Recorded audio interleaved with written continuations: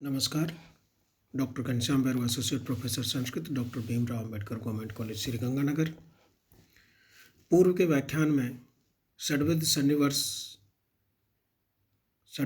सन्निकर्ष के भाग प्रथम में मैंने आपको षड्विध सन्निकर्ष में से प्रथम, द्वितीय और तृतीय का व्याख्या करवाई थी, और अब इस षड्विध सन्निकर्ष के भाग द्वितीय में मैं आपको अंतिम 3 सन्निकर्ष की व्याख्या करवा रहा हूँ।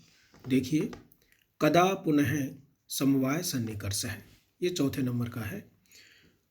सन्निकर्ष में चौथे नंबर का सन्निकर्ष कदा पुनः समवाय सन्निकर्ष है। ये समवाय सन्निकर्ष कब होता है? देखिए, यदा श्रोतेन्द्रियेण शब्दो गृह्यते तदा श्रोत्रम इंद्रियम शब्दो अर्थ है अनयो सन्निकर्ष है समवाय एव। जब श्रोत्र इंद्रिय अर्थात कर्ण इंद्रिय के द्वारा शब्द को ग्रहण किया जाता है तब समवाय सन्निकर्ष होता है।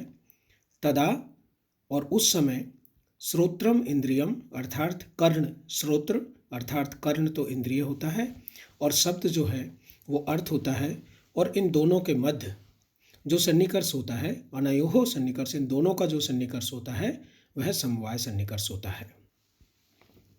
समवाय सन्निकर्ष होता है। कर्ण शस्कुल्यावच्छिन्नम नभः श्रोत्रम। अब देखिए, ये परिभाषा दी है कि कर्ण शस्कुली से घिरा हुआ आकाश ही श्रोत्र है। श्रोत्र किसे कहते हैं, उसकी परिभाषा दी है कि कर्ण शस्कुली से अवच्छिन्न जो नभ होता है वह आकाश श्रोत्र है।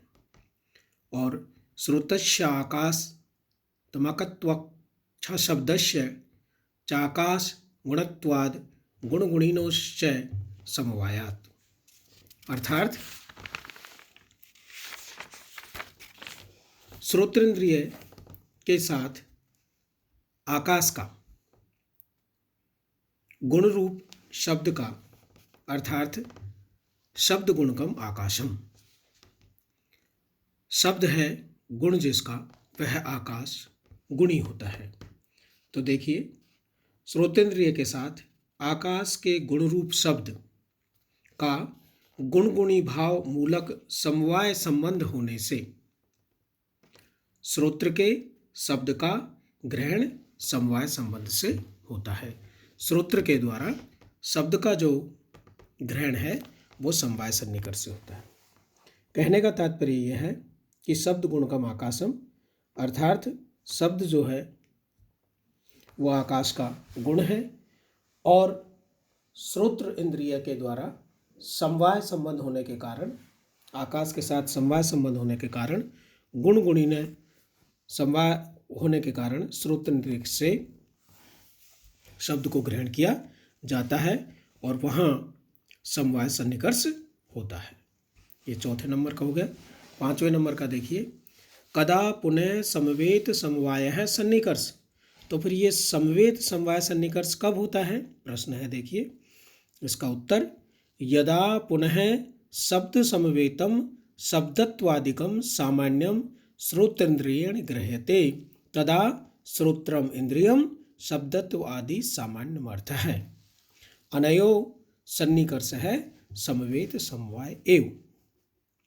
यदा यानी जब शब्द समवेतम, शब्द में समवाय संबंध से रहने वाली शब्दत्व आदिकम सामान्य, उस शब्द की जाति शब्दत्व का श्रोत्र इंद्रिय से ग्रहण किया जाता है। देखिए, जब शब्द में समवाय संबंध से रहने वाली शब्दत्व नामक जाति अर्थात सामान्य का श्रोतेंद्रिय से ग्रहण किया जाता है, तब श्रोत्र इंद्रिय अर्थात कर्ण इंद्रिय तो इंद्रिय होता है और शब्दत्व आदि सामान्य अर्थ है। और शब्दत्व आदि जो होता है अर्थात जाति जो होता है वो अर्थ होता है, और अनयोः सन्निकर्ष है समवेत समवाय एव।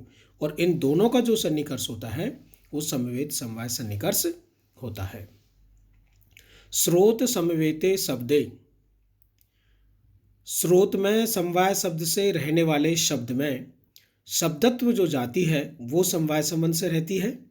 अतः जो पूर्व में समवाय संबंध था उसका तो पूर्व की भांति, पूर्व के व्याख्यान में मैंने आपको बताया था कि जो प्रथम कदम पर वर्तमान में होगा वो अग्रिम कदम पर भूतकाल में चला जाएगा। तो समवाय जो पहले का था, जहाँ पर कर्णेंद्रिय के द्वारा शब्द का ज्ञान हुआ था समवाय संबंध से, अब जिस कर्णेंद्रिय से शब्द का ज्ञान हो चुका है वह संवेत हो जाएगा और उस शब्द की जाति का चूंकि ग्रहण करना है तो शब्द में जो शब्द की शब्दत्व जाति है वो समवाय संबंध से रहती है। तो यहाँ पर इन दोनों के मध्य समवाय संबंध लग जाएगा। तो पूर्व का जो समवाय संबंध था वो तो संवेत हो जाएगा और वर्तमान में समवाय। तो ये दो संबंध हो गए, समवेत समवाय संबंध। तो समवेत तो शब्द का ज्ञान हुआ और पुनः समवाय से शब्दत्व नामक जाति का ज्ञान हुआ और इंद्रिय वही है जिसने, कर्णेंद्रिय ने शब्द का ज्ञान किया था, वही कर्णेंद्रिय शब्द में समवाय संबंध से रहने वाली उसकी जाति अर्थात शब्दत्व का जब ज्ञान करती है तो संवेत समवाय सन्निकर्ष होता है। तो स्रोत समवेते शब्दे शब्दत्वस्य समवायात्, स्रोत में शब्द समवाय संबंध से रहता है और उस शब्द में शब्दत्व नामक जाति है वो समवाय संबंध से होने के कारण से दो संबंध हो गए, तो संवेद समवाय संबंध। कदा पुनः विशेष विशेषण भाव इंद्रियार्थ सन्निकर्षो भवति, ये अंतिम छठे नंबर का है। तो फिर ये विशेष विशेषण भाव सन्निकर्ष कब होता है? तो कब होता है देखिए, यदा चक्षुषा संयुक्ते भूतले घटाभावो गृह्यते, जब चक्षु से संयुक्त भूतल पर घट का अभाव ज्ञान, घटाभाव का ज्ञान होता है। मान लीजिए किसी प्रौढ़ ने किसी किशोर से कहा कि देखिए वहाँ घट है क्या, तो उस किशोर ने जहाँ घट रखा जाता है उस भूतल को देख करके कहा कि यहाँ घट नहीं है। तो इस प्रकार का जो ज्ञान है, यह भूतले घटो नास्ति, इस भूतल पर घट नहीं है इति तदा विशेष विशेषण भाव संबंध है। ये जो सन्निकर्ष हुआ ये विशेष विशेषण भाव संबंध होगा। तदा चक्षु संयुक्तस्य भूतलस्य, क्योंकि चक्षु से संयुक्त अर्थात जहाँ पर संयोग था वो जब संयुक्त हो चुका है तो चक्षु से संयुक्त जो भूतल है वहाँ घटाद्य भावो विशेषणम, घट आदि का अभाव तो विशेषण है और जो भूतल है वो विशेष्य है। यानी कि भूतल की विशेषता है कि वहाँ पर घट होना चाहिए था, लेकिन चूंकि अब वहाँ घट नहीं है, घट का अभाव है, तो वो तो हो गया विशेषण और भूतल चूंकि वो घट युक्त होता है अतः वो हो गया विशेष। तो इसलिए एक में से विशेष ले लिया और एक में से विशेषण ले लिया और ये हो गया विशेष्य विशेषण भाव संबंध। यदा च, दूसरा उदाहरण देखिए, यदा च मनः संयुक्त आत्मनि, मनेन्द्रिय से संयुक्त आत्मा में सुखाद्य भावो गृह्यते, सुख आदि का अभाव ग्रहण किया जाता है और ये ज्ञान होता है अहम सुख रहित, मैं सुख रहित हूँ अर्थात मुझे सुख नहीं है। इति तदा मन संयुक्तस्य आत्मनः सुख्यादि भाव विशेषणम, तो इस प्रकार से मन से संयुक्त आत्मा में सुख का अभाव तो विशेषण है और स्वयं जो आत्मा है जहाँ पर सुख के अभाव का ज्ञान होता है वह विशेष्य है। यदा स्रोत समवेते गकारे घत्वादि भावो गृह्यते तदा स्रोत संवेतस्य गकारस्य घत्व भाव विशेषणम। ये एक दूसरा उदाहरण और दिया है कि जब स्रोत के समवाय संबंध से रहने वाले गकार में घत्व का अभाव गृहीत होता है तब स्रोत समवेत गकार का घत्वाभाव विशेषण होता है और उनका ग्रहण विशेष विशेषण भाव संबंध से होता है। तो तीन उदाहरण यहाँ पर दिए, एक तो भूतल पर घट का अभाव, एक आत्मा में सुख का अभाव और दूसरा ये गकार और घकार का। तदेव संक्षेप पंचविध संबंधान तत् संबंध्यात संबंध विशेष विषण पाव लक्षणान्द्रिय अर्थ सन्निकर्षण अभाव इंद्रियण गृह्यते। इस प्रकार संक्षेप में संयोग, संयुक्त समवाय, संयुक्त संवेद समवाय, समवाय और संवेद समवाय, इन पांच प्रकार के संबंधों में किसी एक संबंध से संबद्ध विशेष विशेषण भाव रूप इंद्रिय और अर्थ के सन्निकर्ष से अभाव का इंद्रिय द्वारा ज्ञान होता है। इसी प्रकार समवाय भी इंद्रिय से ही ग्रहित होता है। चक्षु से संयुक्त तंतु का विशेषणभूत पट समवाय, इन तंतुओं में पट समवाय है, इस प्रतीति में विशेष विशेषण भाव संबंध से ग्रहित होता है। और इस प्रकार 6 प्रकार के सन्निकर्ष का वर्णन किया जा चुका है। विषय का संक्षेप में एक